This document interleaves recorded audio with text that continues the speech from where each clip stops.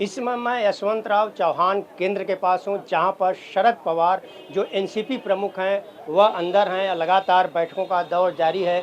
Ticket sharing को लेकर के यहाँ भी बैठक चल रही है और शरद पवार गुट के जो नेता हैं वो यहाँ पर आए हैं, उनके जो समर्थक हैं वो यहाँ पे आए हैं और इनसे जानने की कोशिश करते हैं कि शरद पवार जी जो है टिकट की मांग की है। करीब 90 सीट अभी सुनने में आ रहा है कि उन्हें दिया जा रहा है। क्या आप लोग संतुष्ट हैं?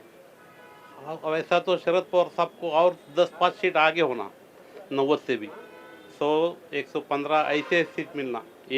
ये पक्ष का बहुत चल रहा हवा महाराष्ट्र में। तो मैक्सिमम सीट आने को रहे दो तो शरद पवार के आएंगे करके और क्वांटिटी बढ़ाने को होना।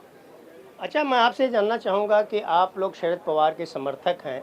अजीत पवार जो इनके भतीजे थे वो अलग हो गए, लेकिन क्या उससे शरद पवार गुट के ऊपर कोई फ़र्क पड़ेगा? कोई फर्क नहीं है। आखिर जनता ये महाराष्ट्र स्टेट की मालिक जनता है, बराबर है क्या? और शरद पवार जी का जो काम है वो 60 साल से चालू है। उन्होंने सबको बड़ा बनाया, वो खुद ही बड़े हैं, तो उनको उनके ऊपर कोई जाने से और कोई फर्क नहीं पड़ता।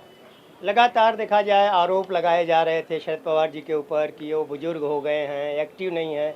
लेकिन अगर विधानसभा की बात छोड़ दें, लोकसभा की बात करें तो लोकसभा चुनाव में अच्छा उन्हें प्रतिफल मिला। उनके जो सांसद थे वो जीते। क्या कहना चाहेंगे? वैसा होना ही वाला होना था, क्योंकि उनका काम है, उनके ऊपर भरोसा है पब्लिक का, जनता का पब्लिक पूरा जो है पब्लिक, तो उनके ऊपर भरोसा है।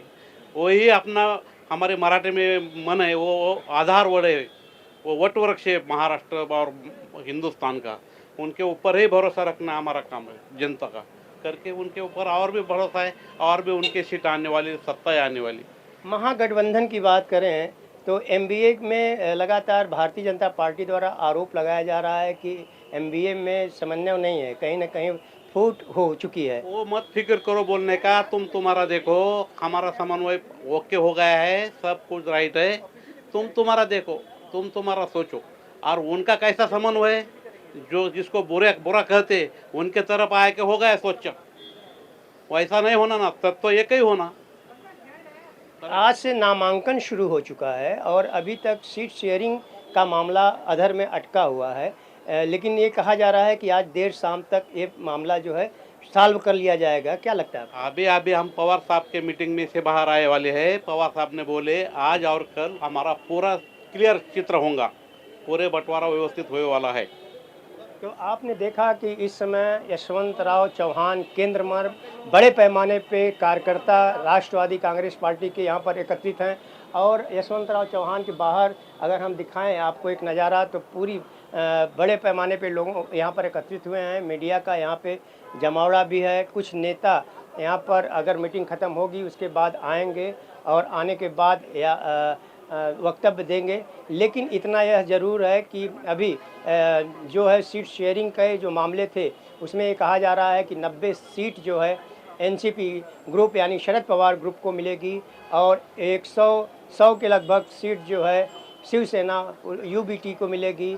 और कांग्रेस की अगर हम बात करें तो वह भी 100 के ऊपर की मांग कर रहे हैं, लेकिन उन्हें अभी तक कितनी सीट मिलनी चाहिए इस पर मुहर नहीं लगी है। लेकिन आज देर रात तक यह बताया जा रहा है कि शिव सेना और शरद पवार गुट और राष्ट्रवादी कांग्रेस पार्टी के शरद पवार ग्रुप और कांग्रेस के पार्टी के टिकटों का जो शेयरिंग का काम है वह पूरा कर लिया जाएगा।